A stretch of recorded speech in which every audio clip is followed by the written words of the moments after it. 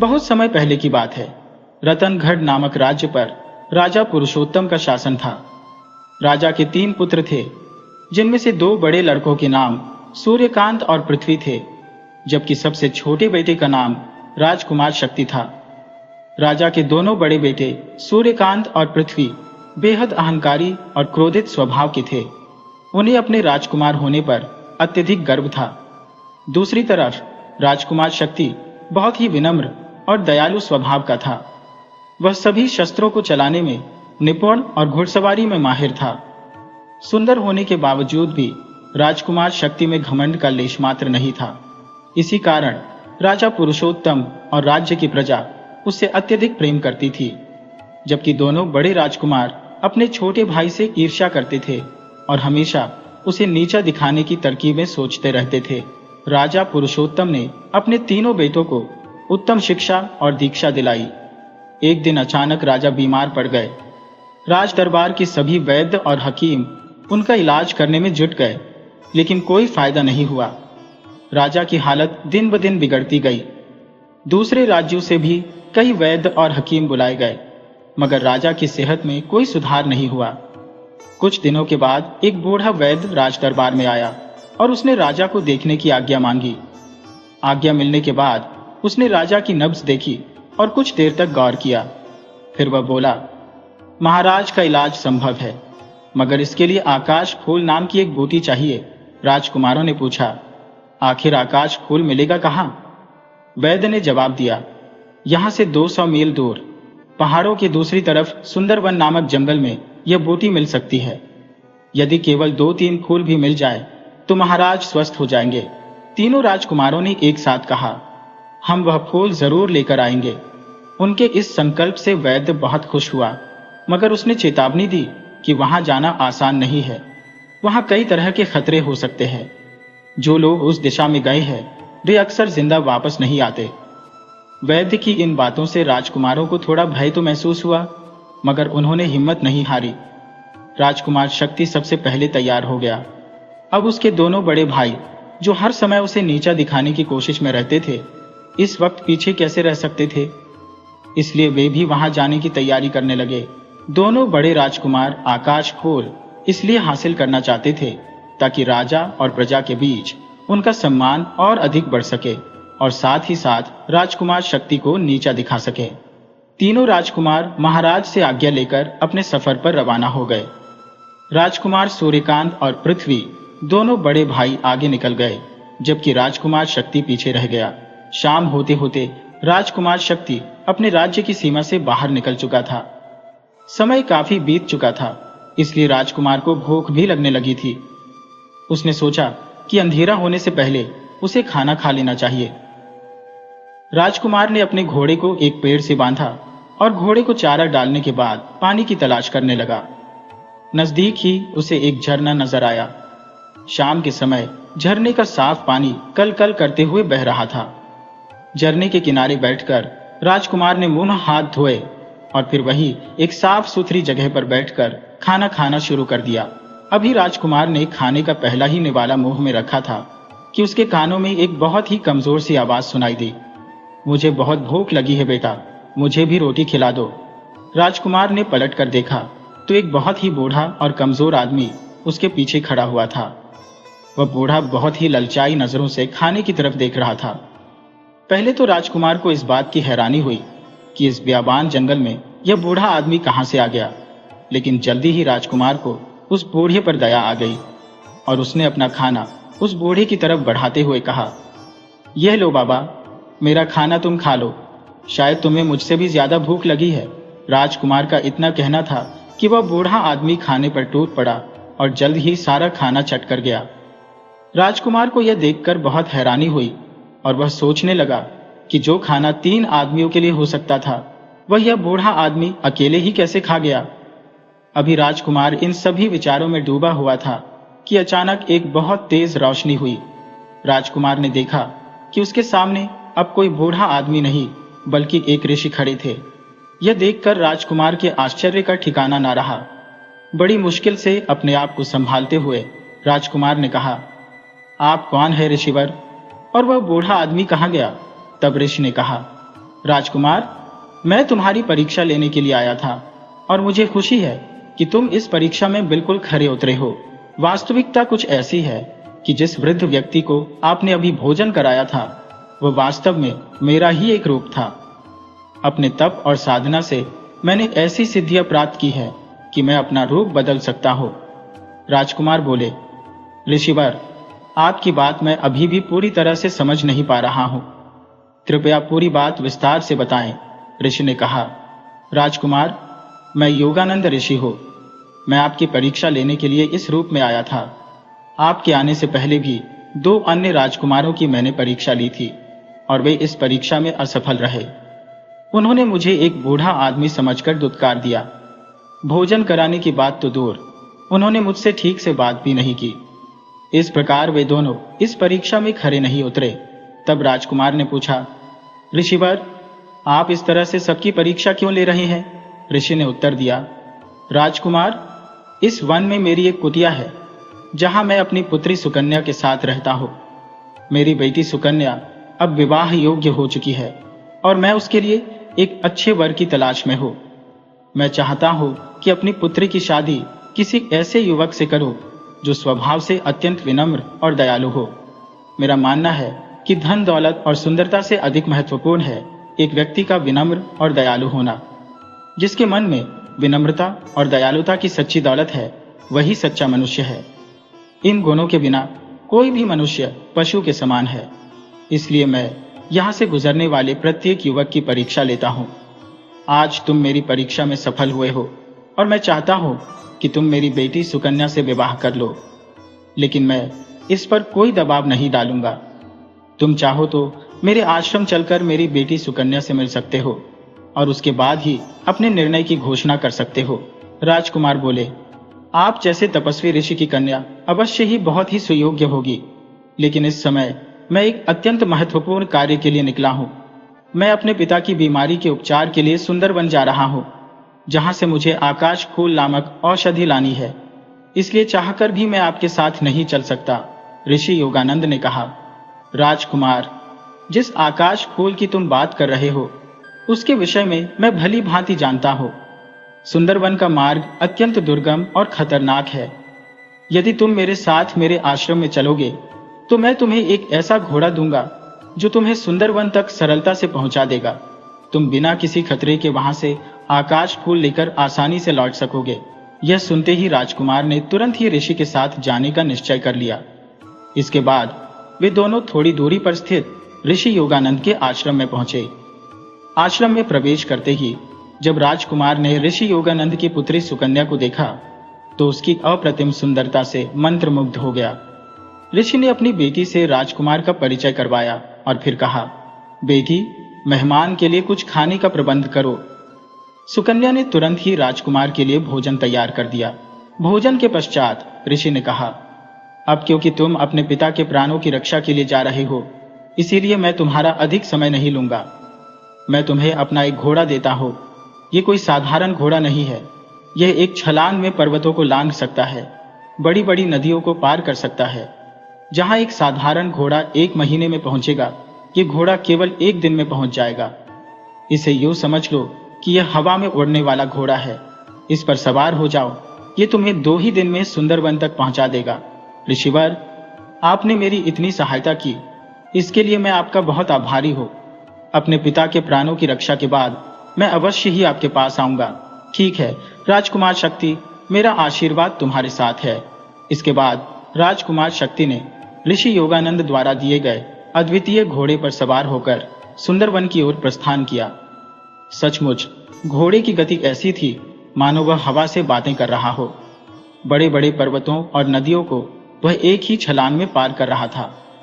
दूसरे ही दिन राजकुमार सुंदरवन पहुंच गया, जहां उसे आकाश फूल नाम की अद्भुत पोती मिल गई। राजकुमार ने 2 फूल तोड़कर अपने पास रखिए और वापस घोड़े पर सवार होकर अपने राज्य की ओर चल दिया।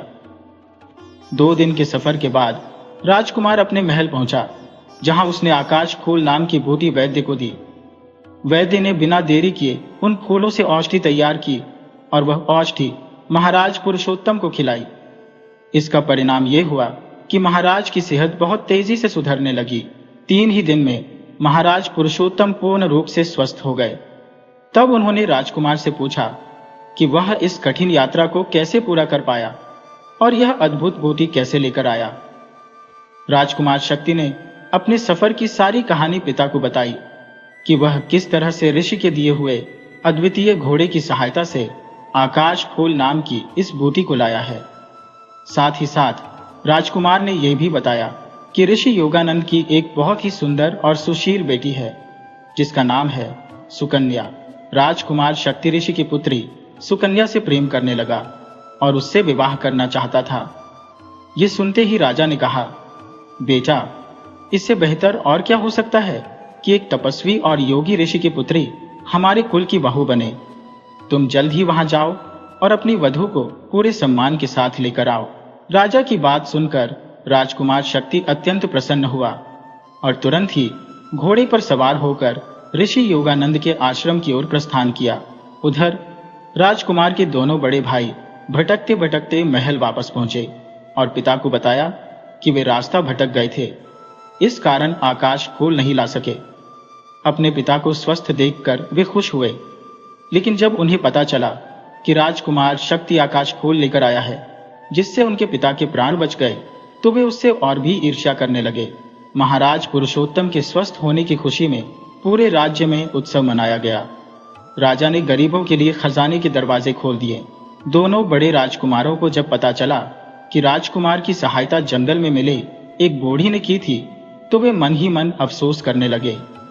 वे सोचने लगे कि काश उन्होंने भी उस बूढ़े के साथ अच्छा व्यवहार किया होता तो आज उनकी भी चारों ओर प्रशंसा हो रही होती। परंतु अब पछताने से कुछ नहीं हो सकता था, मौका हाथ से निकल चुका था। अब उन्हें इस बात का एहसास हो चुका था कि दूसरों के प्रति दयालुता का भाव रखना और दीन दुखियों की सहायता करना ही सच्चे इंसान की पहचान है। कामयाबी उन्हीं लोगों को मिलती है जो नेक दिल और ईमानदार होते हैं। दूसरों को छोटा समझने और घमंड में रहने वाले लोग कभी सफल नहीं हो पाते। दोनों राजकुमारों ने निश्चय किया कि वे भी अब अपने घमंडी स्वभाव को छोड़कर अपनी प्रजा की सेवा करेंगे। दूसरी ओर राजकुमार शक्ति घोड़े पर सवार होकर ऋषि योगानंद के आश्रम पहुंचा और अपने पिता के स्वस्थ होने की खबर दी। साथ ही यह भी बताया कि वह सुकन्या से विवाह करना चाहता है और उसके पिता भी इस विवाह के लिए तैयार है। ऋषि योगानंद ने बिना देरी किए अपने आश्रम में ही दोनों का विवाह करवा दिया। अपनी बेटी को विदा करते समय ऋषि ने राजकुमार से कहा, राजकुमार शक्ति, मेरी बिटिया आज से तुम्हारी धर्मपत्नी हुई और ये घोड़ा मैं तुम्हें उपहार स्वरूप दे रहा हूं। मुझे पूरी उम्मीद है कि तुम अपने आने वाले जीवन में भी इसी तरह से दीन दुखियों की सहायता करोगे और अपनी प्रजा की सेवा करोगे। ऋषि का आशीर्वाद लेकर राजकुमार सुकन्या के साथ घोड़े पर सवार हुआ और महल की ओर चल पड़ा। राजमहल पहुंचने पर दोनों का भव्य स्वागत किया गया। सभी लोग इस विवाह से अत्यंत खुश थे और वे एक सुखमय जीवन बिताने लगे।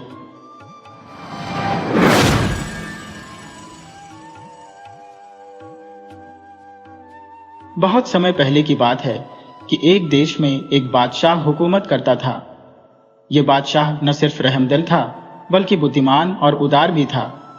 उसकी सल्तनत काफी विस्तृत थी और हर काम के लिए उसके पास काबिल वजीर थे, जिससे बादशाह शासन के कामों में निश्चिंत होकर अपनी प्रजा की देखभाल में समय बिता सकता था। उसके पास भगवान की दी हुई सभी नेमतें थी और ईश्वर ने उसे चांद जैसी खूबसूरत शहजादी भी दी थी, परंतु शहजादी नसरीन आंखों की रोशनी से महरूम थी। बादशाह ने उसके इलाज के लिए दूर दूर से अनेक हकीम बुलवाए, मगर कोई भी शहजादी की आंखों को रोशनी नहीं दे सका। शहजादी के दुख में बादशाह और मलका चिंतित थे। उन्हें चिंता सताती थी कि कोई भी राजकुमार अंधी शहजादी से शादी नहीं करेगा। बादशाह ने उसकी शादी के लिए कई बार ऐलान किया और बहुत इनाम का लालच भी दिया, परंतु कोई भी इसके लिए राजी न हुआ। एक दिन अत्यधिक परेशान होकर वजीर ने बादशाह से कहा, बादशाह सलामत, आजकल आप बहुत चिंतित नजर आ रहे हैं। अगर गुस्ताखी न हो तो इस चिंता का कारण पूछ सकता हो? बादशाह ने थोड़ी देर सिर झुकाकर कहा, तुम्हें मालूम है कि शहजादी नसरीन अंधी है, इस वजह से कोई भी उससे शादी के लिए तैयार नहीं होता। वजीर ने कहा, आलीजा, आप ऐलान कर दीजिए कि जो शहजादी की आंखों को अच्छा कर देगा, उसके साथ न सिर्फ शहजादी की शादी कर दी जाएगी, बल्कि उसे सल्तनत का वारिस भी बना दिया जाएगा। बादशाह ने कहा, ठीक है। अगले दिन यह ऐलान कर दिया गया कि जो व्यक्ति शहजादी नसरीन की आंखें ठीक कर देगा, उसी के साथ शहजादी की शादी कर दी जाएगी और उसे तख्तो ताज का मालिक बना दिया जाएगा। इस ऐलान को सुनकर वहां के राजकुमार अपनी किस्मत आजमाने के लिए शहजादी की आंखों के इलाज की खोज में जुट गए। उसी देश में एक गरीब आदमी भी रहता था, जिसका एक बेटा था जो उसके बुढ़ापे का सहारा था। बेटी को अपने पिता से गहरा प्रेम था और वह उनके सम्मान में कोई कसर नहीं छोड़ता था। जब उसने बादशाह का ऐलान सुना तो उसने एक दिन अपने पिता से इजाजत मांगी कि अगर आप अनुमति दें तो मैं भी अपनी किस्मत आजमा सकता हूँ, शायद भाग्य हमारा साथ दे। पिता ने हंसकर कहा, नादान बच्चे, दुनिया के बड़े बड़े हकीमों ने शहजादी का इलाज किया और उसकी आंखें ठीक न कर सके तो तुम क्या कर लोगे? तुम जानते हो कि मैं तुम्हारे बिना जीवित नहीं रह सकता। अगर तुम मुझे अकेला छोड़कर चले गए तो तुम्हारे लौटने तक मैं जीवित नहीं रह पाऊंगा। बेटे ने कहा, अब्बा जान, खुदा ने चाहा तो मैं बहुत जल्द लौटूंगा। पिता ने फिर समझाते हुए कहा, बेटा, ये काम गरीबों के नहीं है, ये तो सिर्फ अमीरों और राजकुमारों के काम है।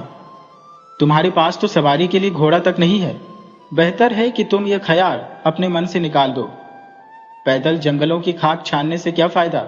लड़के ने हिम्मत जुटाकर कहा, अब्बा जान, अगर आप इजाजत दें तो मुझे यकीन है कि खुदा ताला मेरी मदद करेंगे और मैं जरूर कामयाब हो जाऊंगा।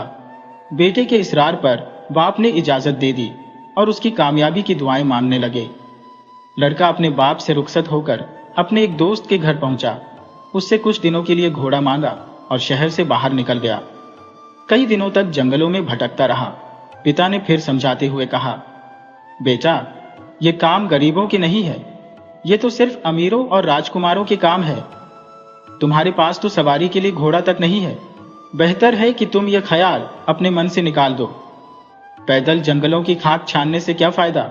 जब उसने बादशाह का ऐलान सुना तो उसने एक दिन अपने पिता से इजाजत मांगी कि अगर आप अनुमति दें तो मैं भी अपनी किस्मत आजमा सकता हूँ, शायद भाग्य हमारा साथ दे।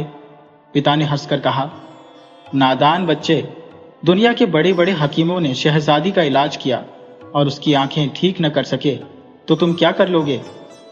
तुम जानते हो कि मैं तुम्हारे बिना जीवित नहीं रह सकता। अगर तुम मुझे अकेला छोड़कर चले गए तो तुम्हारे लौटने तक मैं जीवित नहीं रह पाऊंगा। बेटे ने कहा, अब्बा जान, खुदा ने चाहा तो मैं बहुत जल्द लौटूंगा। इस ऐलान को सुनकर वहां के राजकुमार अपनी किस्मत आजमाने के लिए शहजादी की आंखों के इलाज की खोज में जुट गए। उसी देश में एक गरीब आदमी भी रहता था, जिसका एक बेटा था जो उसके बुढ़ापे का सहारा था। बेटी को अपने पिता से गहरा प्रेम था और वह उनके सम्मान में कोई कसर नहीं छोड़ता था। वजीर ने कहा, आलीजा, आप ऐलान कर दीजिए कि जो शहजादी की आंखों को अच्छा कर देगा, उसके साथ न सिर्फ शहजादी की शादी कर दी जाएगी, बल्कि उसे सल्तनत का वारिस भी बना दिया जाएगा। बादशाह ने कहा, ठीक है। अगले दिन यह ऐलान कर दिया गया कि जो व्यक्ति शहजादी नसरीन की आंखें ठीक कर देगा, उसी के साथ शहजादी की शादी कर दी जाएगी और उसे तख्तो ताज का मालिक बना दिया जाएगा। एक दिन अत्यधिक परेशान होकर वजीर ने बादशाह से कहा, बादशाह सलामत, आजकल आप बहुत चिंतित नजर आ रहे हैं। अगर गुस्ताखी ना हो तो इस चिंता का कारण पूछ सकता हूँ? बादशाह ने थोड़ी देर सिर झुकाकर कहा, तुम्हें मालूम है कि शहजादी नसरीन अंधी है, इस वजह से कोई भी उससे शादी के लिए तैयार नहीं होता। बादशाह ने उसके इलाज के लिए दूर दूर से अनेक हकीम बुलवाए, मगर कोई भी शहजादी की आंखों को रोशनी नहीं दे सका। शहजादी के दुख में बादशाह और मलका चिंतित थे। उन्हें चिंता सताती थी कि कोई भी राजकुमार अंधी शहजादी से शादी नहीं करेगा। बादशाह ने उसकी शादी के लिए कई बार ऐलान किया और बहुत इनाम का लालच भी दिया, परंतु कोई भी इसके लिए राजी न हुआ। बहुत समय पहले की बात है कि एक देश में एक बादशाह हुकूमत करता था। ये बादशाह न सिर्फ रहमदिल था, बल्कि बुद्धिमान और उदार भी था। उसकी सल्तनत काफी विस्तृत थी और हर काम के लिए उसके पास काबिल वजीर थे, जिससे बादशाह शासन के कामों में निश्चिंत होकर अपनी प्रजा की देखभाल में समय बिता सकता था। उसके पास भगवान की दी हुई सभी नेमतें थी और ईश्वर ने उसे चांद जैसी खूबसूरत शहजादी भी दी थी, परंतु शहजादी नसरीन आंखों की रोशनी से महरूम थी। एक दिन थक हार कर एक पेड़ की छाया में सो रहा था कि अचानक एक बुजुर्ग दिखाई दिए। बुजुर्ग ने कहा, तुम मुझे अपने नेक बाप की आज्ञाकारी लगते हो, इसलिए इस मुहिम में हम तुम्हारी मदद करेंगे। तुम पूरब की ओर चले जाओ, वहां तुम्हें एक तालाब मिलेगा जिसमें लाल पानी होगा। तुम तालाब में कूद जाना, वैसे ही तुमको विभिन्न प्रकार की आवाजें सुनाई देंगी। अगर तुम उन आवाजों को सुनने और समझने की कोशिश करोगे तो उसी तालाब में डूब जाओगे। कुछ ही मिनट के बाद कोई शख्स तुम्हें नीचे की ओर खींचेगा, मगर तुम डरना मत। कुछ सेकंड के बाद तुम खुद को एक सुनसान जंगल में पाओगे। फिर पश्चिम की तरफ चल देना। 2 फरलांग के बाद तुम्हें एक शेर मिलेगा। तुम उसको यह अंगूठी दिखा देना। शेर अंगूठी देखते ही तुम्हारे रास्ते से हट जाएगा। कुछ दूर जाने के बाद तुम्हें एक शानदार इमारत नजर आएगी। उस इमारत का दरवाजा बंद होगा। तुम उस अंगूठी को दरवाजे से लगा देना। दरवाजा खुद ब खुद खुल जाएगा। हिम्मत करके अंदर चले जाना। इमारत के अंदर दाईं तरफ एक कुआं मिलेगा। उस कुएं के अंदर पीले रंग का गुलाब का फूल तैर रहा होगा।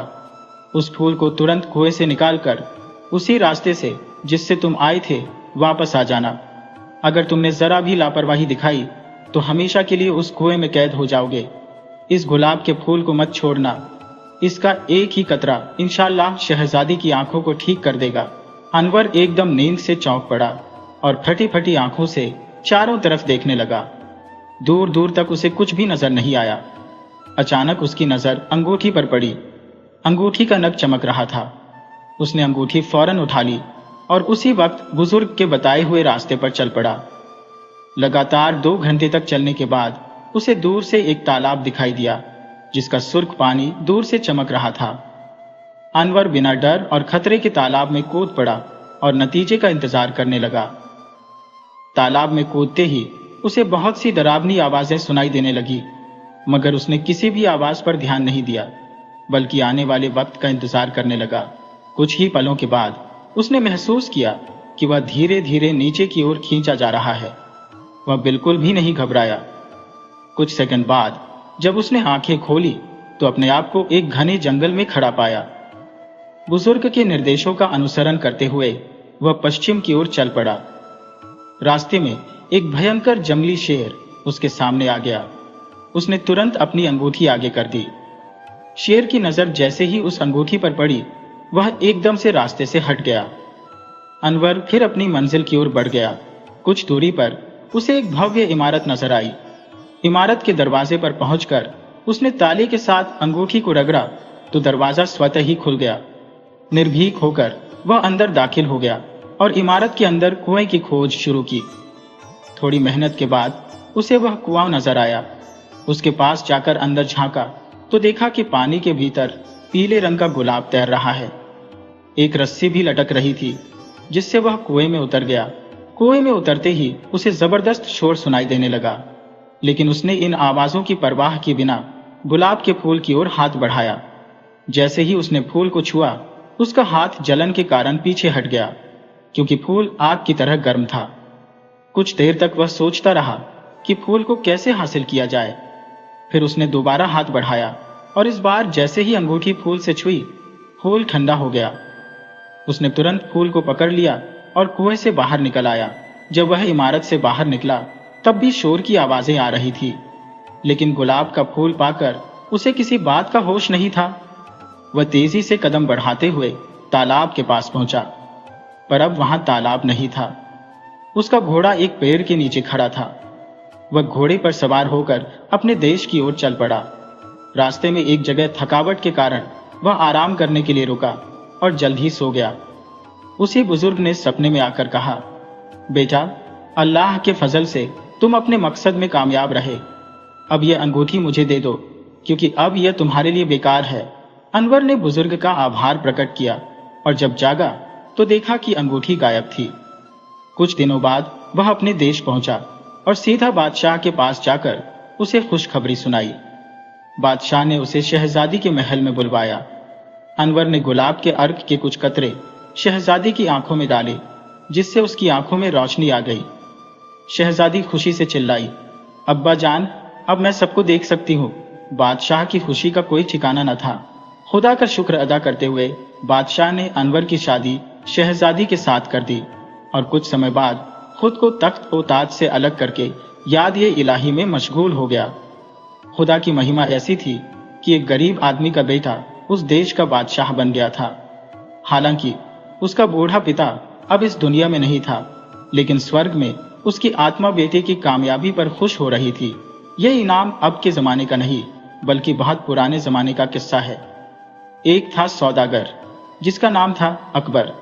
अकबर विभिन्न देशों की यात्रा करके रुपया पैसा कमाता और अपने प्यारे देश हिंदुस्तान वापस आ जाता। उस सौदागर के 2 लड़के थे, अख्तर और अमजद। दोनों बड़े प्यारे और भोले भाले थे, लेकिन बेचारों की उम्र अभी कुछ ही साल की हुई थी कि माँ का साया उनके सिर से उठ गया। अकबर की भी हालत बहुत खराब हो गई थी। दोस्तों की सलाह पर उसने दूसरी शादी एक सौदागर की बदमिजाज बेटी रजिया से कर ली। अकबर की दूसरी बीवी रजिया अख्तर और अमजद की दुश्मन शुरू से ही थी। कुछ समय बाद वह अकबर की भी दुश्मन हो गई। उसकी चाहत थी कि किसी भी तरह उन्हें रास्ते से हटा दे और पूरे माल दौलत पर कब्जा कर ले। रजिया अपनी चालबाजियों के जाल बुनने की योजना ही बना रही थी कि अकबर की जिंदगी के दिन पूरे हो गए और एक दिन सुबह सवेरे उसे अपने बिस्तर पर मृत पाया गया। रजिया बहुत खुश थी कि सबसे बड़ा कांटा खुद ब खुद हट गया। अब बाकी 2 कांटों को निकालना बाकी है और यह कोई मुश्किल काम नहीं है। अब बात बात पर रजिया दोनों को इतनी मारती थी कि वे बेहोश होकर जमीन पर गिर जाते। नौकर देखते सुनते लेकिन चुपचाप हो जाते। वे कर भी क्या सकते थे। एक रात दोनों अपनी जिंदगी से तंग आकर घर से भाग खड़े हुए। अपने घर से बहुत दूर एक नदी के किनारे एक टूटी फूटी झोपड़ी में, जो वहां बरसों से किसी का इंतजार कर रही थी, रहने लगे। दोनों तमाम दिन नदी के किनारे खड़े मुसाफिरों का इंतजार करते और उनका जो भी कामकाज होता कर दिया करते, जिससे उनकी गुजारा हो जाता। उस जमाने में हिंदुस्तान पर एक बादशाह हुकूमत करता था जिसका नाम था अलाउद्दीन। वह बहुत ही रहमदिल, सखी और फयाज बादशाह था। हमेशा रियाया की भलाई के बारे में सोचता था, जालिमों को सजा देता, मजलूम की फरियाद सुनता और सबसे बड़ा गुण उसमें यह था कि वह रातों को भेष बदलकर रियाया की खबरगिरी करता और अपने बारे में रियाया के ख्यालात मालूम करता। अख्तर और अमजद खड़े हो गए। अख्तर ने पूछा, आप कौन है? उस व्यक्ति ने हंसते हुए कहा, इतनी जल्दी भूल गए? मैं वही रात वाला मुसाफिर हूं। अमजद ने कहा, ओह, तो आप वही मुसाफिर हैं? लेकिन आप अब तक कहाँ रहे? मुसाफिर ने कहा, अपने महल में। अख्तर ने पूछा, तो आप बादशाह हैं क्या? अमजद बोला, अगर हमसे कोई गलती हो गई हो तो माफ कर दीजिएगा। अभी वे सोच ही रहे थे कि दूर से शोरगुल की आवाज सुनाई दी। अमजद ने अख्तर से कहा, चलो झोपड़ी से बाहर चलते हैं, मगर अख्तर ने थकान के कारण मना कर दिया। थोड़ी देर बाद शोरगुल की आवाज करीब आ गई। एक व्यक्ति झोपड़ी में दाखिल हुआ जो बहुत खूबसूरत और उम्दा लिबास पहने हुए था। उसके साथ कई और लोग भी थे। सुबह जब अमजद की आंख खुली तो उसने देखा कि मुसाफिर गायब है। उसने अख्तर को जगाया और दोनों हैरान थे कि वह रात में कहां चला गया। पहले उन्होंने सोचा कि वह यहीं कहीं होगा, लेकिन जब काफी देर हो गई तो उनकी चिंता बढ़ गई। अख्तर ने पूछा, आप कौन हैं और कहां जा रहे थे?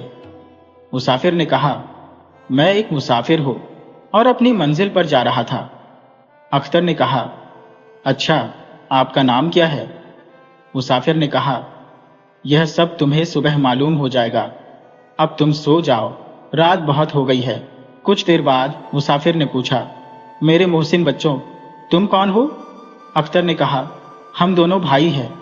मेरा नाम अख्तर है और इनका नाम अमजद। मुसाफिर ने पूछा, तुम्हारे माँ बाप कहाँ हैं? अमजद ने उदास आवाज में कहा, माँ बाप को मरे हुए अरसा गुजर गया और हमारी सौतेली माँ हमारी जान की दुश्मन है। अमजद रस्सी लेने चला गया और वहां जिंदगी और मौत की लड़ाई चल रही थी। उसी समय जब अमजद रस्सी लेकर लौटा, कश्ती ने 2 जोर के झटके दिए और सवार को सतह पर फेंक दिया और खुद पानी में गायब हो गई। अख्तर और अमजद ने रस्सी मुसाफिर की तरफ फेंकी और चीख चीख कर कहा, इस रस्से को पकड़ लो। मुसाफिर ने रस्से को पकड़ लिया और अख्तर और अमजद ने उसे किनारे तक खींच लिया। किनारे पर आते ही मुसाफिर बेहोश हो गया, लेकिन दोनों की कोशिशों से जल्द ही होश में आ गया। फिर वे उसे अपनी झोपड़ी में ले गए और घास फूस के बिस्तर पर लिटा दिया। अमजद ने अख्तर से कहा, देखो भाई, सामने दूर एक कश्ती आ रही है। ऐसा लगता है कि अब डूबी या फिर डूबने वाली है। अख्तर ने जवाब दिया, हाँ, ऐसा ही लग रहा है, लेकिन हम बच्चे इस स्थिति में कैसे मदद करें? अमजद ने कहा, मैं झोपड़ी से रस्सी लाता हूं। अख्तर और अमजद को उस रात नींद नहीं आ रही थी। दोनों झोपड़ी से उठकर दरिया के किनारे आ गए और दरिया की हसीन लहरों को देखने लगे। अचानक एक तूफान आया, पानी की लहरें उछलने लगी और एक अजीबोगरीब शोर उठने लगा। दूर से एक कश्ती लहरों में भटकती नजर आई। एक रात जब करीब 12 बजे होंगे, आसमान पर काली काली घटाई छाई हुई थी। बादशाह ने एक गरीब मुसाफिर का भेष बदला और महल से बाहर आ गया। महल के सामने एक दरिया था। बादशाह ने सोचा, चलो आज दरिया पार करते हैं। इत्तेफाक से उस वक्त एक कश्ती मौजूद थी, लेकिन कश्ती का मालिक नजर नहीं आया। बादशाह ने कुछ अशर्फिया जेब से निकालकर वहां रख दी और खुद कश्ती चलाना शुरू कर दी। मुसाफिर ने कहा, गलती कैसी? तुमने तो मेरी जान बचाई है। मैं इसका प्रतिदान देना चाहता हूं। मेरे यहां कोई संतान नहीं है, इसलिए आज से तुम मेरे पुत्र हो और मेरे निधन के बाद तख्त ताज के वारिस बनोगे। इसके पश्चात सभी महल पहुंचे। बादशाह ने उनकी सौतेली मां रजिया को बुलाया। रजिया उन्हें देखकर खूब रोई और उनसे माफी मांगी। रजिया ने कहा, जिस रात तुम दोनों घर से भागे थे, उसके अगले दिन घर में आग लग गई, जिससे कुछ भी न बचा। मैं दाने दाने को मोहताज हो गई और इस तरह मुझे अपने बुरे कर्मों का परिणाम मिल गया। फिर क्या हुआ? अख्तर और अमजद ने शाही उस्तादों से शिक्षा प्राप्त करनी शुरू कर दी और गरीब तथा निर्धन बच्चों के लिए खैराती स्कूल खोले। उन्होंने उनके आराम और सुविधा का प्रबंध किया और न जाने कितने अच्छे कार्य किए। वे महल में आनंद पूर्वक रहने लगे। ये कहानी है फाख्ता शहजादी की। फाख्ता शहजादी का नाम सुनकर आपको आश्चर्य जरूर होगा। फाख्ता और शहजादी? हाँ, ये कथा तो सुनकर ही समझ आएगी। फाख्ता एक चिड़िया, भूरे और सुरमई रंग की, सुंदर और प्यारी सी चिड़िया, जो शहरों में कम, देहातों और कस्बों में अधिक दिखाई देती है। ये बिल्कुल कबूतर जैसी दिखती है, मगर कबूतर से छोटी, भोली भाली, सीधी सादी। आपने सुना होगा अमन की फाख्ता, यानी शांति और मोहब्बत, मेल जोल, भाईचारे की फाख्ता। ये बहुत ही शांतिप्रिय और निर्दोष होती है, यानी इससे किसी को कोई हानि नहीं होती। पेड़ों पर घोंसला बनाने के साथ ही यह ऊंची दीवारों और घरों के मोगों यानी सुराखों में भी अंडे देती है। इसकी बोली भी बहुत मधुर होती है। गर्दन फुलाकर कुकक की आवाज निकालती रहती है और जो भी इधर उधर पड़ा दाना दून मिलता है उसे सब्र और शुक्र के साथ खा लेती है। तो इस प्यारी फाख्ता की कहानी मैं सुनाने जा रही हूँ। किसी देश में एक बादशाह था। उस बादशाह के पास अल्लाह का दिया सब कुछ था, मगर एक चीज नहीं थी, औलाद। बच्चा ना होने का दुख बादशाह से ज्यादा बादशाह की बेगम को था। वह दिन रात रोया करती थी। न उन्हें खाना पीना अच्छा लगता, न कोई जेवर कपड़ा भाता, न किसी तकरीब में जाती, न कोई खुशी मनाती। बादशाह अपनी मलिका को बहुत चाहता था। वह मलिका को समझाया करता, दिलासा देता कि अल्लाह की कोई मसलहत होगी जो उन्हें संतान नहीं दी। सब्र करो और हंसी खुशी जिंदगी गुजारने की कोशिश किया करो। बादशाह का दिल तो हुकूमत के कामकाज और देख रेख में फिर भी लग जाता, मगर बेगम का दिल जरा भी नहीं बहलता। हर वक्त परेशान और शोकाकुल रहती। बहुत से दरबारियों ने बादशाह को यह सलाह दी कि वे दूसरी शादी कर लें, शायद नई बेगम उन्हें तख्त और ताज का वारिस दे दे, मगर बादशाह इस पर राजी न हुआ। वह अपनी बेगम का दिल तोड़ना नहीं चाहता था। एक दिन बादशाह की बेगम की खास कनीज, जो हर वक्त उनके साथ रहती थी, दौड़ती हुई आई और बोली, बेगम, अल्लाह आपको सलामत रखे। मैंने सुना है कि हमारी हुकूमत में एक पहुंचे हुए दरवेश आए हैं। उनकी दुआ से हर मुराद पूरी होती है। यदि इजाजत हो तो उन्हें आपके समक्ष लाया जाए। वह अल्लाह से आपकी संतान के लिए प्रार्थना करेंगे और शायद अल्लाह आपकी गोद भर दे। बेगम ने ठंडी सांस भरकर कहा, नहीं गुलबदन, हमारी मुराद पूरी नहीं होगी।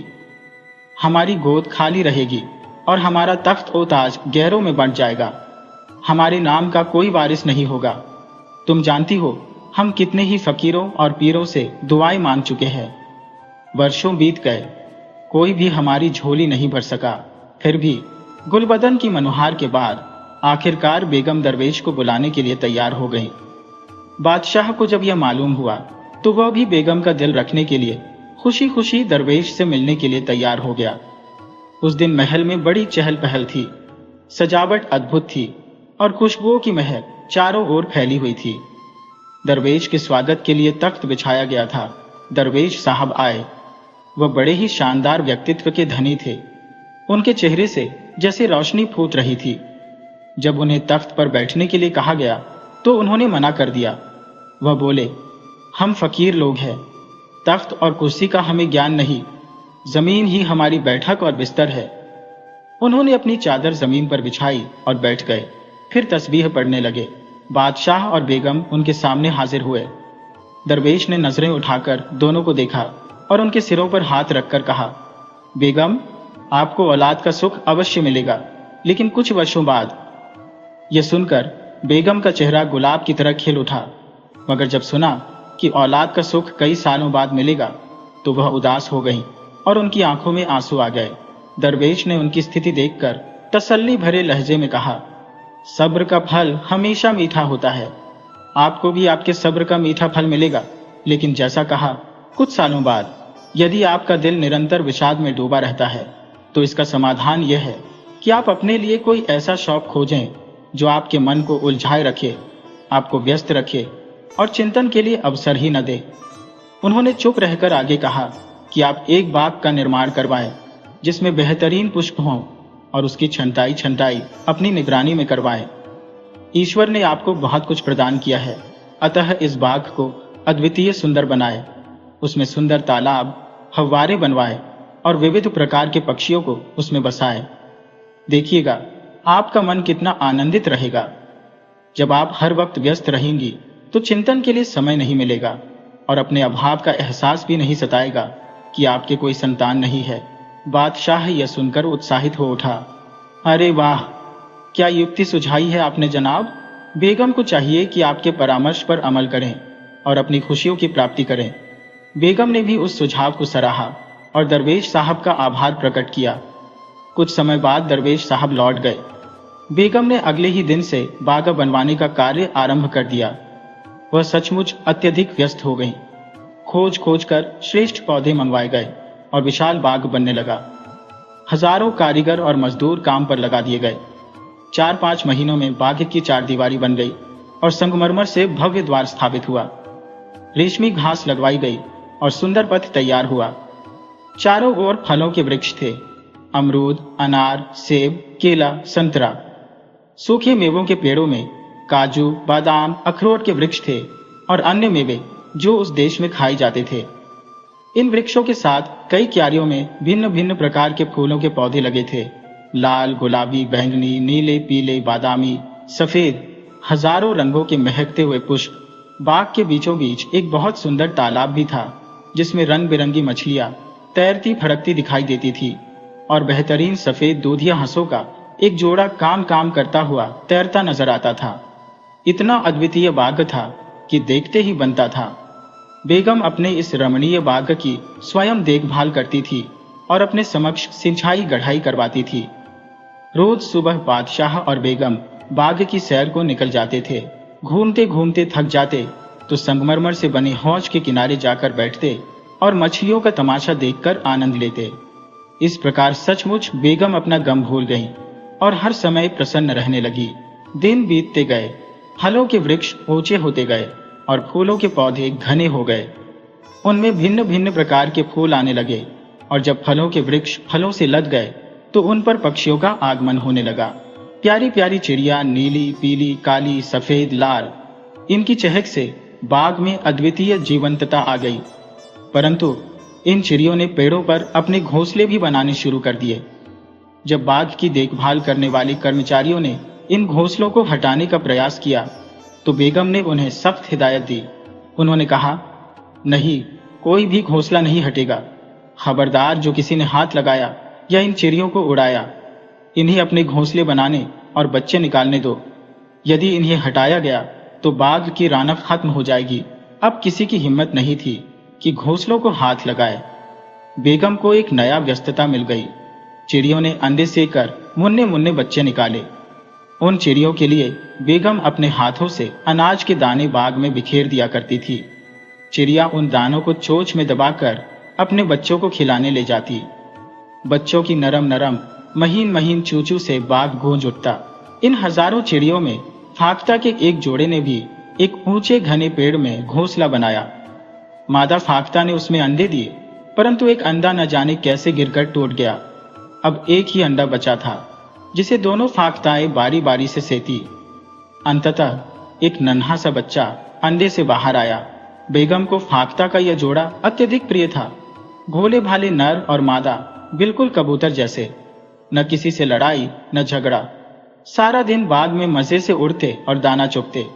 फाख्ता बेगम से इतनी घुल मिल गई थी कि जब वह गेहूं या जौ के दाने अपनी हथेली पर रखकर बढ़ाती तो वह उड़कर आती और दाना उठा ले जाती।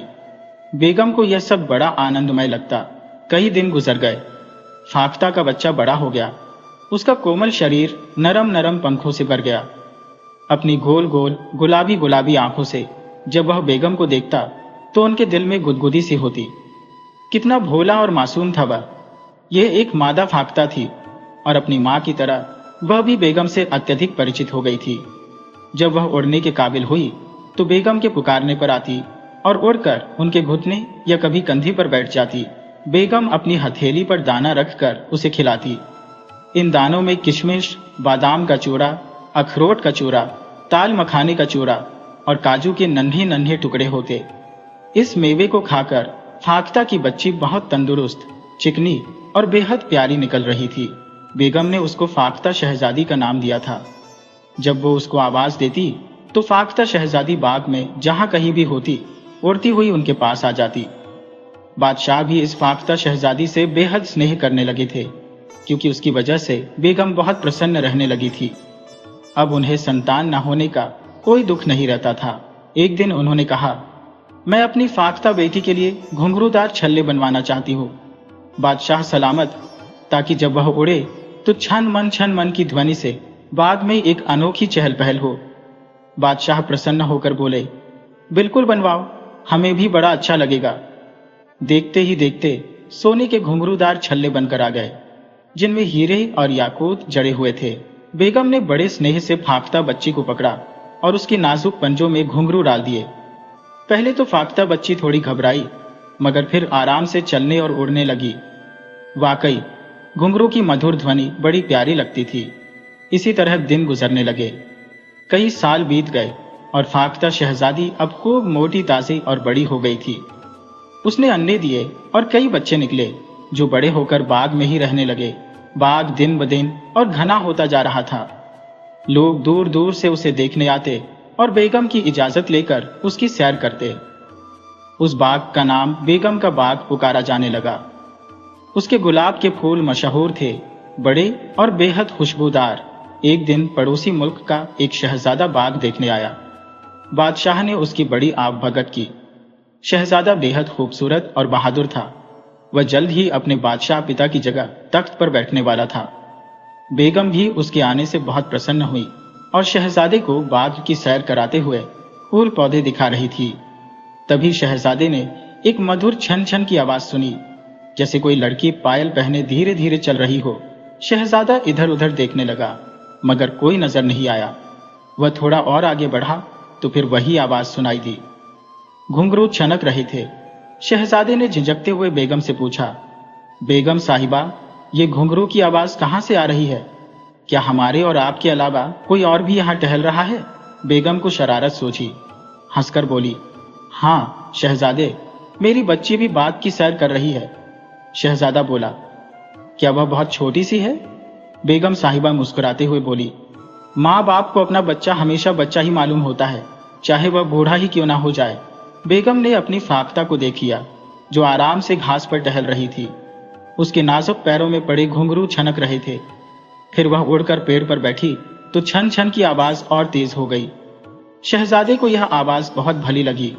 उसने सोचा कि बेगम उसे बता नहीं रही है। उनकी बच्ची अच्छी खासी बड़ी होगी और शायद बेगम की तरह ही खूबसूरत भी होगी। शहजादे ने सोचा, अगर हमारी शादी इसके साथ हो जाए तो क्या कहना। हम भी अपने माँ बाप के अकेले हैं और ये बच्ची भी अपने माँ बाप की अकेली है, यानी वह सल्तनत भी हमारी और ये सल्तनत भी हमारी। हमारी अम्मा बेगम अब बहुत बीमार रहने लगी है और उन्होंने अभी कल ही कहा था कि उनके सामने हमारी शादी हो जाए तो उनकी ख्वाहिश पूरी हो जाएगी। ठीक है, हम अम्मा बेगम से जाकर बात करेंगे। शहजादा वापस अपने मुल्क गया और अपनी अम्मा बेगम को सारी बात बताई। उसकी अम्मा बेगम की खुशी का ठिकाना नहीं रहा। लो भाई, दोनों हाथों में लड्डू बैठे बिठाए एक और सल्तनत मिल जाएगी। उन्होंने बादशाह से जिक्र किया तो वह भी तैयार हो गए। उधर जब बादशाह और बेगम को शहजादे का रिश्ता उनकी बच्ची के लिए आया तो वे हैरान रह गए। हमारी बच्ची?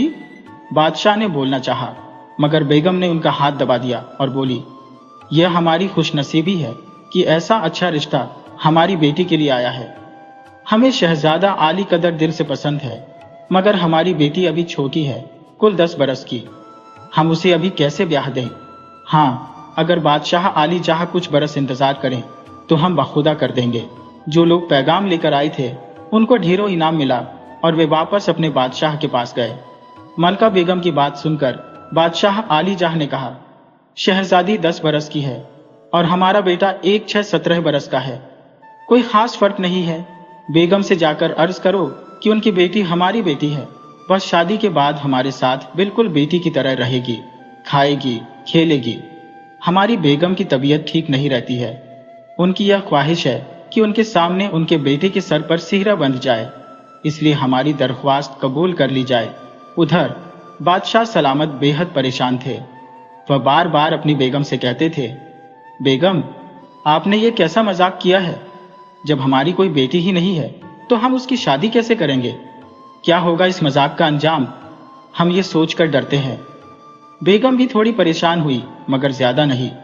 उनको न जाने क्यों दरवेश की बात बार बार याद आ रही थी। आपको औलाद मिलेगी, मगर कुछ अरसे के बाद। आप फिक्र न करें, हम अपने इस मजाक को निभाएंगे और किसी को पता भी नहीं चलेगा। बादशाह अलीजा के कासद एक पैगाम लेकर आए। बेगम ने शर्त रखी, ठीक है, हमें शादी मंजूर है, मगर हमारी एक मजबूरी यह है कि जब हमारी बच्ची पैदा होने वाली थी, एक दरवेश ने ताकीद की थी कि 12 बरस तक उस बच्चे को लोगों की नजरों से छुपा कर रखा जाए। कोई भी उसकी सूरत न देखे, न उसकी बोली सुने, वरना बच्ची की जान को खतरा होगा और उसके माँ बाप और घर बार पर भी मुसीबत आ जाएगी। या तो कोई जिंदा न बचेगा, और अगर जिंदा रह भी गया तो मुफलिस होकर दर दर भटकेगा। अब बादशाह अलीजा सोच समझ ले। अगर हमारी शर्त मंजूर है तो हम शादी करेंगे। शर्त यह थी कि शहजादी शादी होकर ससुराल जाएगी, मगर उसे न कोई देखेगा, न उसकी आवाज सुनेगा। उसके लिए अलग महल रहेगा और उसके साथ सिर्फ उसकी खलाई यानी अन्ना रहेगी। वही उसकी देखभाल करेगी, वही खाना बनाएगी। बाकी मुलाजिम बाहरी कामकाज करेंगे। शहजादी के खास कमरे की तरफ कोई नहीं जाएगा, न कभी उसे देखने की कोशिश करेगा। यहाँ तक कि उसका शौहर शहजादा भी उसे 2 बरस से पहले नहीं देख सकेगा। ये अजीबोगरीब शर्त बादशाह अलीजा और उनके शहजादे ने मंजूर कर ली। शहजादी के लिए एक महल बनवाया गया जो बिल्कुल अलग और बेहद खूबसूरत था, मगर शहर से दूर एक वीरान जगह पर था, ताकि कोई उसकी आवाज न सुन सके, न उसे देख सके। महल में न कोई खिड़की थी, न रोशनदान, बस एक दरवाजा जो हर वक्त बंद रहता था। मुलाजिम बाहरी हिस्से में रहते थे। शादी हुई, जैसी कि शाहों बादशाहों की शादियां होती हैं। इस कदर जहेज मिला कि बादशाह अलीजा के महल में जगह न रही। दुल्हन शहजादी की नफीस सोने चांदी के फूलों से लदी हुई फेंस उसके महल में रख दी गई। इस फेंस में क्या है कोई नहीं जानता था। लोग यह समझ रहे थे कि दुल्हन है। इस दुल्हन के साथ आने वाली उसकी खास कनीज गुलबदन थी, मगर जब गुलबदन उतरी तो अकेली थी। जाहिर है दुल्हन होती तो उतरती। दुल्हन की बजाय गुलबदन के हाथ में सोने का खूबसूरत पिंजरा था और पिंजरे में बेगम की प्यारी फाख्ता बेटी चांदी की कटोरियों में भरा मेवा खा रही थी। शहजादा आली कदर अपनी दुल्हन को न देख सका, न कोई बात कर सका, मगर उसे यह इत्मीनान जरूर था 2 बरस के बाद वह शहजादी को न सिर्फ देखेगा बल्कि उसके साथ जिंदगी भी गुजारेगा। और इसी उम्मीद में वह दिन गुजारने लगा। बेगम को अपनी फाख्ता शहजादी की याद सताती तो वह कुछ रोज के लिए उसको अपने यहाँ बुलवा लेती। बड़ी शान के साथ सवारी जाती। फैंस में गुलबदन होती, गुलबदन की गोद में पिंजरा होता और फैंस यानी पालकी के दरवाजे बंद होते। ये बंद पालकी बेगम के कमरे में रख दी जाती। बेगम बड़ी खुश थी। उनको भी बस यही उम्मीद खुश रखती थी कि एक दिन उनको फाख्ता शहजादी की जगह एक चांद सी बेटी मिल जाएगी।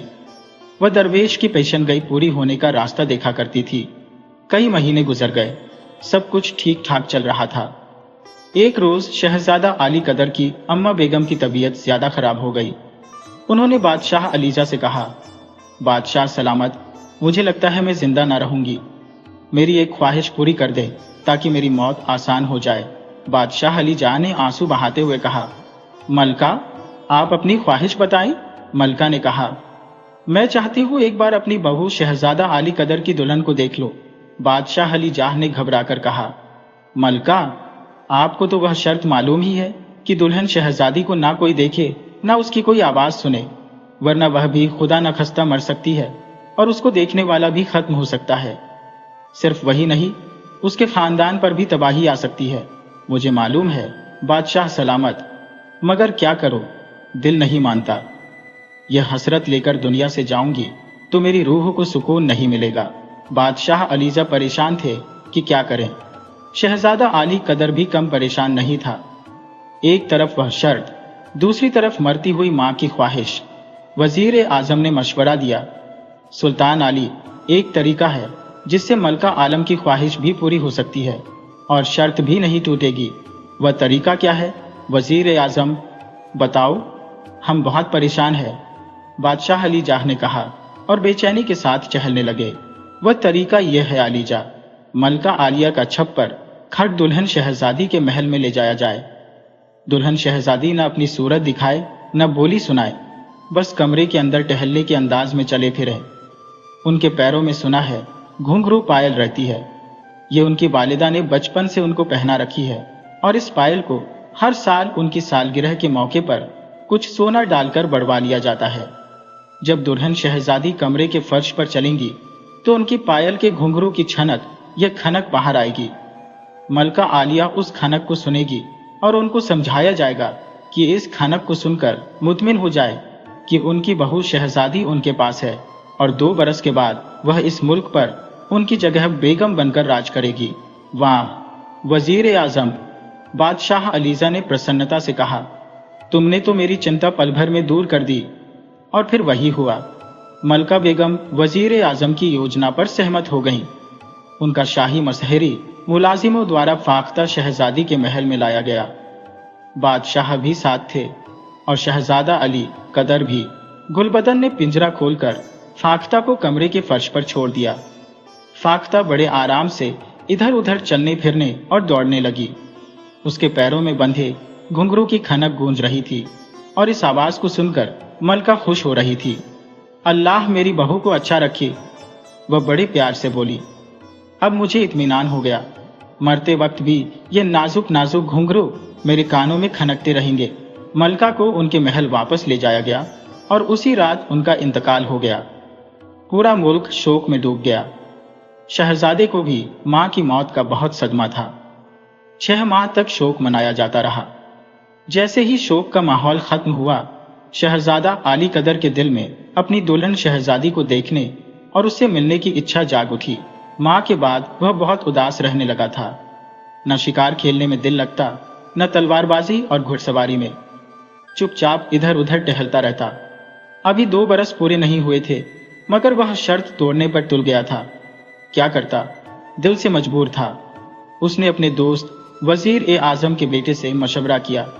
वह भी शहजादे की उम्र का था और दोनों साथ पले बड़े खेले कूदे थे। उसने शहजादे को मशवरा दिया, एक दिन कमंद डालकर दीवार से नीचे महल में उतर जाइए और शहजादी साहिबा के कमरे में घुसकर उन्हें देख लीजिए। आखिर वह आपकी बेगम है, आपको हक है उन्हें देखने का, उनसे बात करने का। रही वह शर्त तो उसे भूल जाइए। शहजादी चूंकि अभी छोटी है, इसलिए आपकी सास मलका ने आपको बेवकूफ बनाया है। शहजादे को यह बात समझ में आ गई। एक दिन मौका निकालकर उसने वजीर के लड़के के साथ मिलकर शहजादी के महल की ऊंची दीवार पर कमंद डाल दी। वजीर का लड़का नीचे खड़ा रहा। शहजादा कमंद के सहारे दीवार पर चढ़ा और महल के आंगन में उतर गया। उसका दिल धड़क रहा था, मगर हिम्मत करके वह आगे बढ़ा। शहजादी का कमरा सामने था। अंदर से छन छन की आवाज आ रही थी। जरूर शहजादी अंदर चल फिर रही है, शहजादे ने सोचा और दरवाजे के करीब पहुंच गया। गुलबदन कह रही थी, आ जाओ, बड़ी देर से मेवा कटा रखा है, आके खा लो। तुम यहाँ आके बहुत जिद्दी हो गई हो, कहना नहीं मानती। खाओगी पियोगी नहीं तो कमजोर हो जाओगी और मलका आलिया का गजब का शिकार मैं बेगुनाह बन जाऊंगी। शहजादा मुस्कुराने लगा। उसकी दुल्हन अपनी अन्ना को नखरे दिखा रही थी। शहजादा भी खड़ा होकर अंदर की बातचीत सुनने का प्रयास कर रहा था। तभी गुलबदन ने दरवाजा खोलते हुए कहा, अच्छा बाहर मत निकलना, मैं अभी तुम्हारे लिए गेहूं का दलिया लेकर आती हूँ। गुलबदन ने अचानक दरवाजा खोला था और शहजादा जो दरवाजे से लगा खड़ा था अंदर झांकने की कोशिश कर रहा था। दरवाजा खुलते ही धड़ाम से अंदर जा गिरा। उधर गुलबदन के मुंह से चीख निकली, इधर शहजादा चीख पड़ा। फाख्ता शहजादी जो कमरे के फर्श पर दौड़ रही थी फड़फड़ाकर उड़ी और खुले दरवाजे से बाहर निकल गई। उसके पैरों में पड़े घुंघरू छन छन बज रहे थे। गुलबदन बदहवास हो गई थी। वह चिल्लाती हुई फाख्ता के पीछे दौड़ी, अरे मैं मर गई, हाय मैं लुट गई। अरे कहाँ जा रही है शहजादी, मेरे ऊपर रहम कर, मलका आलिया मुझे जिंदा नहीं छोड़ेगी। अपनी चोट भूलकर शहजादा आली कदर भी हैरान और परेशान दौड़ पड़ा। वो कुछ भी समझ नहीं पा रहा था। शहजादी कहाँ है, ये चिड़िया कैसी थी, कहाँ थी जो उड़कर निकली है। बाहर आकर उसने देखा एक बहुत खूबसूरत तंदुरुस्त चिकनी फाख्ता महल की दीवार पर बैठी थी। शहजादी कहाँ है? शहजादा अली कदर ने घबराकर पूछा। गुलबदन को जैसे होश आ गया। उसने फटी फटी आंखों से शहजादे को देखा। अभी तक उसे बेगम के जलाल का डर था, मगर अब फाख्ता शहजादी का राज खुल जाने के डर ने उसे हिला दिया। फाख्ता फड़फड़ाकर उड़ी और पता नहीं किधर निकल गई। उसके घुंघरू की खनक कुछ देर तक सुनाई देने के बाद बंद हो गई। शहजादे ने गुलबदन की तरफ देखा। गुलबदन के दिमाग में एक बिजली सी कौंध गई। अभी वक्त गया नहीं था, उसके हाथ में था। उसने एक लंबी ऊंची चीख मारी और अपने बाल नचाती हुई पागलों की तरह चीखने और रोने लगी। शहजादे, गजब कर दिया आपने, शर्त तोड़ दी। अभी 2 साल पूरे नहीं हुए थे कि शहजादी का पर्दा खोल दिया। अरे शहजादे साहब, ये फाख्ता जो अभी उड़कर गई है हमारी शहजादी थी। शहजादी? शहजादा हैरत से बोला, हाँ हाँ शहजादी। दरवेश ने कहा था कि अगर 12 बरस पहले किसी की नजर शहजादी पर पड़ गई तो वह परिंदा बन जाएगी। हाय शहजादे, ये आपने क्या किया? मगर मैं तो उसे देख भी नहीं पाया। शहजादे ने बोलना चाहा। अरे आपने नहीं देखा, उसकी नजर तो पड़ गई आप पर। दरवेश ने बताया था कि अगर किसी ने उसे देखा या उसकी नजर किसी इंसान पर पड़ी तो वह परिंदा बनकर उड़ जाएगी। हाय, तभी वह एकदम फड़फड़ाकर उड़ी थी। उसने आपको देख लिया था। अरे अब मैं क्या करूं? बेगम को यह स्याह चेहरा किस तरह दिखाऊं? वह जमीन पर गिरकर रोने लगी और लौटने लगी। उसके आंसू झूठे थे। वह जबरदस्त अभिनय कर रही थी। हाय, मेरी शहजादी चली गई, उड़ गई, परिंदा बन गई। अब मैं बेगम को क्या चेहरा दिखाऊंगी?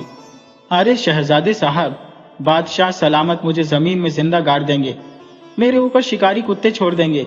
शहजादा बेचारा इस कदर घबराया कि वहां से भाग निकला। ये घटना जब बादशाह अलीजा को मालूम हुई, उन्होंने गुलबदन को बुलवाया। गुलबदन हाल से बेहाल बादशाह के सामने पहुंची और धड़ाम से जमीन पर गिरकर बेहोश हो गई। बड़े जतन के बाद उसे होश आया। तब बादशाह ने कुरेद कुरेद कर उससे पूछा। उसने वही कहानी बताई जो बेगम ने उसे रटा दी थी। न शहजादे ने देखने की गलती की होती, न वह परिंदा बनती। गुलबदन बस यही रटे जा रही थी। बादशाह अलीजा को भी इस कहानी पर यकीन करना पड़ा। उन्होंने शहजादा अली कदर को बहुत डांटा, बहुत बुरा भला कहा, मगर होता भी क्या। ज्यादा कहते सुनते तो शहजादा गुस्से में आकर कहीं चला जाता और एक ही इकलौता लाडला बेटा था, वह भी उनकी प्यारी बेगम की निशानी। सब्र करके बैठ गए। गुलबदन ने उनसे दरख्वास्त की कि उसे वापस उसके मुल्क भेज दिया जाए। अब उसके यहाँ रहने का कोई मतलब भी नहीं था, इसलिए उसे वापस कर दिया गया। बादशाह अलीजाह ने चाहा कि शहजादा अली कदर की दूसरी शादी कर दी जाए, मगर शहजादा तैयार नहीं हुआ। उसके दिमाग में खुदा जाने क्या आया कि वह रोज अपने दोस्त वजीरजादे को साथ लेकर जंगल में निकल जाता। वह उस रास्ते से जाता जिस रास्ते पर उसने फाख्ता को जाते देखा था। सारा दिन वह जंगल में घूमता, एक एक पेड़, एक एक झाड़ी को देखता, नदी के किनारे टहलता, मगर उसे फाख्ता नजर न आती। बादशाह अलीजाह ने उसे मना करना या टोकना मुनासिब नहीं समझा। उनका ख्याल था कि शहजादे की यह दीवानगी वक्ती है, कुछ रोज के बाद वह खुद घबरा जाएगा। इस तरह बहुत सारे दिन गुजर गए। अब सुनो बेगम का जिक्र। जब गुलबदन ने वहां पहुंचकर यह सब हाल बताया तो बेगम ने दिल थाम लिया। एक तो अपनी प्यारी फाख्ता का गम, दूसरे इस बात का गम कि दरवेश ने गलत कहा था। 10 साल हो चुके थे, औलाद की आरजू पूरी नहीं हुई थी। औलाद की तरफ पाली हुई फाख्ता भी हाथ से जा चुकी थी। उनको फिर दुखों ने घेरा। अपने बाग में वह जाती जरूर, मगर अब वह खुशी नहीं रही थी। चुपचाप एक जगह बैठी इधर उधर देखा करती। बादशाह सलामत ने बहुत समझाया, मगर उनकी हालत न बदली। गुलबदन हर वक्त उनके साथ रहा करती और उनकी यह हालत देखकर कुर्ती रहती। एक रोज बेगम बाग में टहल रही थी कि फाटक पर कुछ शोर और गुल सा हुआ। पहरेदार किसी को डांट रहे थे। बेगम ने गुलबदन से कहा, जाओ देखो यह शोर कैसा है। वह जल्दी जल्दी फाटक की तरफ दौड़ी। बेगम आगे बढ़कर हौज के किनारे बैठ गई और खाली खाली नजरों से तैरती हुई रंगीन मछलियों को देखने लगी। अचानक उन्हें ऐसा प्रतीत हुआ कि उनकी प्यारी फाख्ता कहीं आसपास ही चल रही है। घुंघरू की आवाज सुनकर वे चौंक कर खड़ी हो गईं और बेख्याली में उनके मुंह से निकला, मेरी बच्ची, कहाँ हो तुम?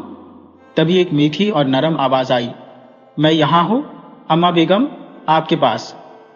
घुंघरू जोर जोर से छनकने लगे और साथ ही गुलबदन की खुशी से कांपती हुई आवाज उभरी, मल्लिका आलिया का इकबाल बुलंद हो, आपको अल्लाह ने पली पलाई बेटी अता की है। बेगम को अपनी आंखों पर विश्वास नहीं हो रहा था। उन्होंने बाएं हाथ से अपने दाहिने बाजू पर जोर से चुटकी काटी। बेहद गोरी चिट्टी 10-11 वर्ष की एक लड़की, जिसके गालों पर गुलाब खिल रहे थे, जिसकी आंखों में हीरे जैसी चमक थी और जिसके लंबे लंबे स्याह बाल सावन भादों की घटाओं की तरह झूम रहे थे, सुर्ख रंग के लिबास में उनके सामने खड़ी मुस्कुरा रही थी। ये लड़की, बेगम हफलाते हुए बोली। गुलबदन ने हंसकर लड़की का हाथ पकड़ा और बेगम की तरफ धकेला। अल्लाह ने दी है आपको बेटी, ठीक 10 साल के बाद। दरवेश साहब ने कहा था ना कि औलाद का सुख मिलेगा आपको। बेगम खुशी के मारे फूली नहीं समा रही थी। उन्होंने दोनों हाथ फैलाकर लड़की को अपने सीने से लगा लिया। लड़की के जिस्म से गुलाब के फूलों की महक आ रही थी और बाल जूही के फूलों की तरह खुशबुएं लुटा रहे थे। लड़की भी बड़ी मोहब्बत के साथ उनसे लिपट गई। माँ, मेरी माँ, वह बार बार कह रही थी और बेगम का मुंह चूम रही थी। मैं आपकी फाख्ता हूँ, आपने मुझे नहीं पहचाना, मगर मैंने आपको पहचान लिया है, मेरी बच्ची, मेरी शहजादी। बेगम ने कहा, ये बता तू कैसे आई, किधर से आई? लंबा किस्सा है, आराम से बैठिए तो सुनाओ। लड़की ने उत्तर दिया। यह सब बातें हो ही रही थी कि बादशाह सलामत भी तशरीफ लाए। वे हैरान भी थे और खुश भी। देखा बेगम, मैंने कहा था ना आपको कि आपके सब्र का फल मिलेगा। देखिए, मिल गई आपको गुलाब के फूल जैसी बेटी। बादशाह ने भी लड़की को गले लगाया। फिर आराम से सब लोग बैठकर फाख्ता शहजादी की कहानी सुनने लगे। शहजादी बताने लगी, मैं अपने कमरे से बाहर निकली और दीवार पर बैठी तो शहजादे को अपनी तरफ आते देखकर घबरा गई। इसी घबराहट में उड़ती उड़ती शहर से निकलकर जंगल में पहुंच गई। एक ऊंचे पेड़ पर बैठकर मैंने सांस बराबर की। फिर अम्मा बेगम को याद करके रोने लगी। उस पेड़ के नीचे एक दरवेश साहब कंबल बिछाए बैठे इबादत कर रहे थे। मेरी आंखों से आंसू बारिश के कतरे की तरह उन पर गिरे तो उन्होंने सर उठाकर मेरी तरफ देखा। तुम क्यों रो रही हो प्यारी फाख्ता? उन्होंने शहद की तरह मीठे लहजे में मुझसे पूछा। मैंने सिसक कर कहा, जनाब, मैं अपनी माँ बेगम से बिछड़ गई हूँ और अब उनसे मिलने की कोई उम्मीद भी नहीं है। इस लकोदक जंगल में मेरा दिल घबरा रहा है। बताइए, रो नहीं तो क्या करूं? दरवेश साहब के होठों पर एक मुस्कान उभरी। उन्होंने कहा, तुम बेगम की पुत्री हो, है ना? मैंने उनसे कहा था कि एक दिन उन्हें संतान का सुख अवश्य मिलेगा और आज शायद वह समय आ गया है। आओ, नीचे आओ, भयभीत मत हो। उनके कहने पर मैं डरते डरते उनके पास उतर आई। उन्होंने मुझे पुचकारा और मेरे शरीर पर हाथ फेरा। बड़ी देर तक कुछ पढ़ते रहे, फिर अपने गले से उतारकर यह माला मेरे गले में डाल दी। लड़की ने अपने नाजुक नाजुक गोरे गोरे गले में बड़ी स्याह दानों की तस्बीह नुमा माला दिखाई। जैसे ही यह माला मेरे गले में आई, मैं फाख्ता से इस रूप में आ गई। लड़की बड़े भोलेपन से बता रही थी। मैं तो बहुत डर गई थी बेगम, मगर दरवेश साहब ने मुझे समझाया कि तुम मल्लिका की बेटी बनकर आई हो। अब अपने माँ बाप का नाम रोशन करना, उनका दिल खुश करना और अपने ससुराल में भी सबको खुश रखना, सबकी इज्जत करना, कोई बेजा जिद न करना, कभी गरूर और घमंड न करना और इस माला को हमेशा अपने गले में रखना। मुझे भूख लगी तो दरवेश साहब ने अपने झोले से निकालकर मुझे एक रोटी और थोड़ा सा नमक दिया। मैंने वह खाया। आह, क्या बताऊं, इस सूखी रोटी में कितना मजा था। आज भी मेरी जुबान पर वह स्वाद बाकी है। तुम यहां तक कैसे आ गई मेरी बच्ची? बेगम ने पूछा। वही दरवेश साहब मुझे अपने साथ लाए थे। मुझे फाटक तक पहुंचाकर वह खुद जाने कहां चले गए। बस इतना कहा, मेरा वादा पूरा हो गया बेटी, अब तुम जाओ, तुम्हारी माँ बहुत परेशान है। फिर क्या कहना, हर तरफ खुशियां मनाई जाने लगी।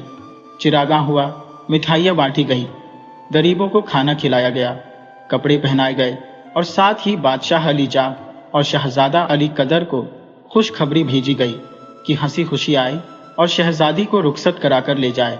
बड़ी शान के साथ वह दोनों बाप बेटे आए। शहजादा अली कदर खुश भी थे और हैरान भी कि शहजादी इतनी दूर कैसे आ गई और किस तरह फिर इंसानी रूप में वापस आई। बेगम ने कहा, बेटा, ये कुदरत के करिश्मे हैं, इनके बारे में ज्यादा न सोचो। बस हमारा घर बस गया, हमें खुशियां मिल गई, हमारे लिए यही बात है।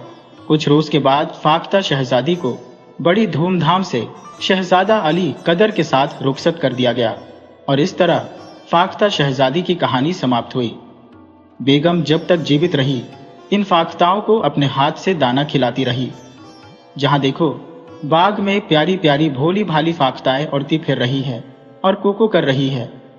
हाँ, यह जरूर हुआ कि फिर कोई फाख्ता इंसानी रूप में नहीं आई और न वह दरवेश फिर कभी दिखाई दिए।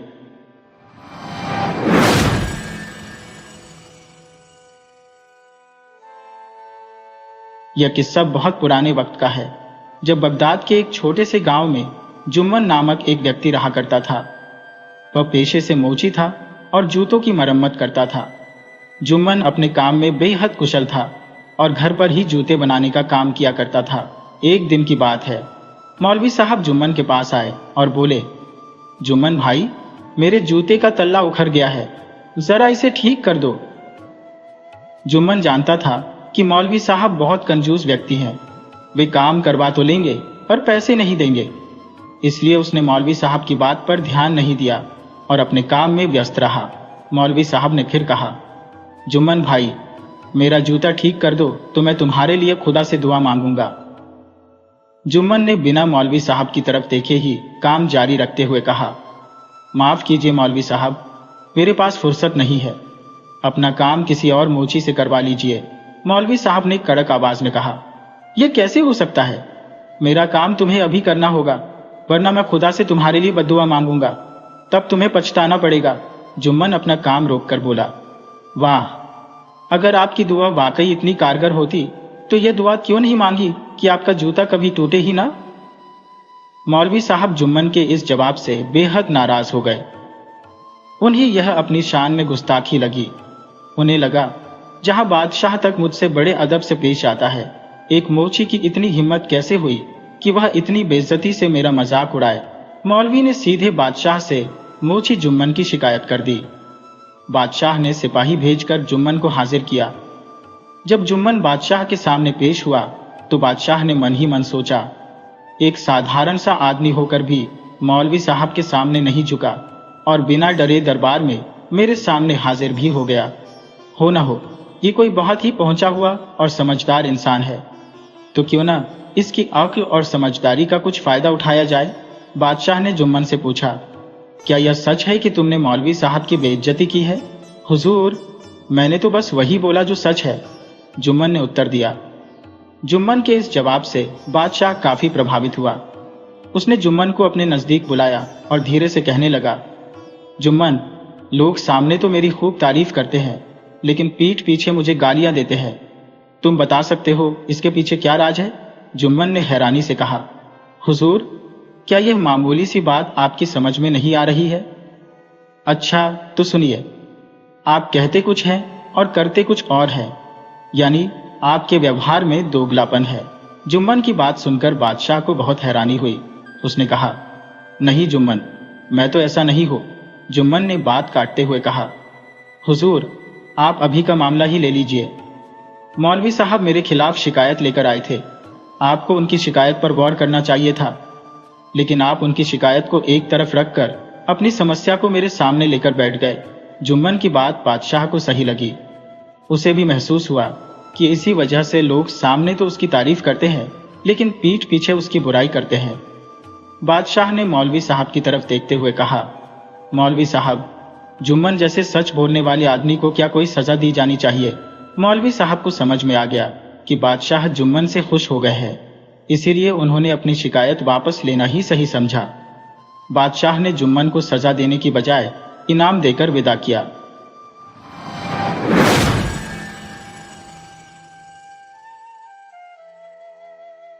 धीरू नामक युवक मंडल गांव में रहता था। एक बेफिक्र और मस्त मौला स्वभाव का लड़का। उसकी माँ, जो लोगों के घरों में काम करके गुजारा करती थी, एक दिन धीरू से बोली, देखो बेटा, मैं पास के गांव में एक शादी की तैयारी में मदद करने जा रही हूँ। मुझे रात को ही लौटने की उम्मीद है और शायद तुम्हारे लिए कुछ मिठाइयाँ भी लाऊंगी। बेटा, तुम जंगल में जाकर जितनी हो सके उतनी घास काट कर पड़ोसी के लिए ले आना। अगर आज मेहनत करेंगे तो ईश्वर ने चाहा तो हमारी अच्छी कमाई हो सकती है।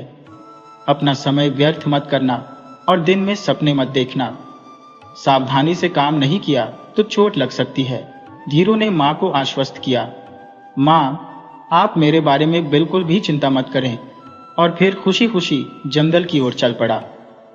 रास्ते में वह उन मिठाइयों के बारे में सोचता रहा जो उसकी माँ लेकर आएगी। क्या वे नरम चाशनी में डूबे हुए गुलाब जामुन होंगे जो उसने पहले भी खाए थे? उनका स्वाद बार बार उसकी यादों में आ रहा था। तभी उसने खुद को टोका, बकवास बंद करो, माँ ने कहा था ना कि दिन में सपने मत देखना। जंगल में पहुंचकर धीरू पूरी लगन से काम में जुट गया। दोपहर के खाने के समय तक उसने काफी घास काट ली थी। उसने एक बड़ा बंडल बनाया और उसे घर ले आया। पड़ोसी के घर घास छोड़ने के बाद और कुछ पैसे कमाने के बाद वह घर लौटा। उसने चटनी और रोटी खाई।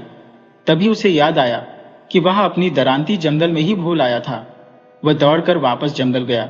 दरांती वहीं पड़ी थी जहां उसने छोड़ा था। तपती धूप में दरांती एकदम गर्म हो चुकी थी। धीरू ने जब गर्म लोहे को छुआ तो उसे एक झटका सा लगा। वह सोचने लगा कि आखिर उसकी दरांती को क्या हो गया है। वह उसकी दरांती का मुआयना कर रहा था। तभी उसके पड़ोसी लल्लन वहां से गुजर रहे थे। उन्होंने कहा, अरे धीरू, तुम इतनी गौर से क्या देख रहे हो? धीरू बोला, मैं अपनी दरांती देख रहा हूं, ये काफी गर्म हो गई है। हे राम, लगता है इसे बुखार हो गया है। लल्लन ने धीरू की नासमझी पर हंसते हुए कहा, तो तुम इसे किसी वैद्य के पास क्यों नहीं ले जाते? पर जरा रुको, मुझे मालूम है कि तेज बुखार के लिए वैद्य क्या दवाई देते हैं। लल्लन बड़े ही सावधानी से धीरू के साथ कुएं के पास चल पड़ा। कुएं पर पहुंचकर लल्लन ने दरांती को एक लंबी रस्सी से बांधा और उसे कुएं के ठंडे पानी में लटका दिया। लल्लन ने कहा, अब तुम इसे इसी हालत में छोड़कर घर चले जाओ, परंतु रात होने से पहले यहां पर आना होगा। तब तक तुम्हारी दरांती का बुखार उतर जाएगा। परंतु मन ही मन लल्लन सोच रहा था, अरे बेवकूफ, उतनी देर में तो मैं दरांती को यहां से गायब कर दूंगा और इसे ले जाकर या तो छुपा दूंगा या फिर बेच दूंगा। लल्लन ने फिर से कहा, मेरा यकीन करो, बुखार का यही सबसे अच्छा इलाज है। धीरू ने उसकी बात पर विश्वास किया और घर वापस चला गया। फिर वह सो गया। जब उसकी नींद खुली तो सूरज ढल रहा था। वह सोचने लगा, माँ के घर आने से पहले दरांती को ले आता हूं, अब तक तो उसका बुखार भी उतर गया होगा। फिर वह कुएं की तरफ चल पड़ा। वह कुछ कदम ही चला था कि जब वह लल्लन के घर के सामने से गुजरा तो घर के अंदर से करने की आवाजें आ रही थी। धीरू घर के अंदर गया और उसने देखा कि लल्लन की दादी एक खाट पर पड़ी हुई थी, इधर उधर करवटें बदल रही थी। धीरू जब उनके पास पहुंचा तो वह एकदम डर गया। दादी का शरीर बहुत ही गर्म था। दादी को तेज बुखार था और धीरू के अलावा उनकी मदद करने वाला वहां कोई नहीं था। परंतु अब लल्लन की दया से धीरू को तेज बुखार का सही इलाज पता था। धीरू ने दादी को सावधानी से अपने कंधों पर उठाया और फिर वह कुएं की तरफ बढ़ने लगा। तभी लल्लन के एक रिश्तेदार ने उससे पूछा, तुम दादी को कहाँ ले जा रहे हो? धीरू ने कहा, इलाज के लिए, इन्हें बहुत तेज बुखार है ना। उस समय लल्लन और उसके पिता बुद्धि दादी की दवाई लेने के लिए वैद्य के पास गए हुए थे। जब वे घर वापस पहुंचे तो उन्होंने देखा कि दादी घर में नहीं थी। वे बुद्धि दादी को तलाशते हुए इधर उधर भटक रहे थे। तब उन्हें एक पड़ोसी ने बताया कि उनकी दादी को धीरू अपने कंधों पर उठाकर कुएं की तरफ गया है। लल्लन को जब पूरी बात समझ में आई तो उसके होश उड़ गए। वह दौड़ता हुआ कुएं के पास गया और उसके पीछे पीछे उसके पिता भी दौड़े। लल्लन को दरांती चुराने का वक्त नहीं मिला था। धीरू ने उस समय अपनी दरांती को कुएं से बाहर निकाला और वह बुद्धि दादी को रस्सी से बांधने लगा ताकि वह दादी को रस्सी से बांधकर कुएं में लटका सके और दादी का इलाज कर सके। ठीक उसी समय लल्लन और उसके पिता वहां पहुंचे। लल्लन के पिता ने चिल्लाते हुए कहा, अरे पागल, तुम ये क्या कर रहे हो? फिर उन्होंने धीरू को एक तरफ धकेला और अपनी बेहोश मां को उठाने लगे।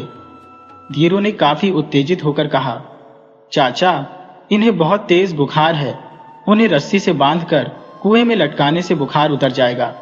लल्लन ने ही यह मुझे बताया है। लल्लन के पिता अपने लड़के पर चीते की तरह झपटे। तुमने ये कैसी खुराफात की है? वह चिल्लाए। मैं तुझे बाद में सबक सिखाऊंगा। अगर तुम्हें अपनी जान प्यारी है तो फौरन अपनी दादी को घर पहुंचाने और वैद्य को लाने में मेरी मदद करो। इसके बाद वे अपनी दादी को अपने घर ले गए। लल्लन की दादी कुछ ही दिनों में ठीक हो गई, पर लल्लन को उसके पिता ने जमकर डांट लगाई। इधर धीरू की मां ने जब पूरी घटना सुनी तो उन्हें यह समझ में नहीं आ रहा था कि हंसे या रोएं। वह धीरू के लिए स्वादिष्ट गुलाब जामुन लाई थी। दोनों ने मजे लेकर वे गुलाब जामुन खाए। इसके बाद मां ने धीरू को समझाया कि दरांती क्यों गर्म हो गई थी और क्यों किसी चीज को कुएं में डालना उसका बुखार उतारने का सबसे अच्छा तरीका नहीं था। इस तरह से धीरू के भोलेपन का फायदा उठाने वाला लल्लन खुद अपने ही जाल में फंस गया। उस दिन के बाद से लल्लन ने कभी भी धीरू को बेवकूफ बनाने की कोशिश नहीं की।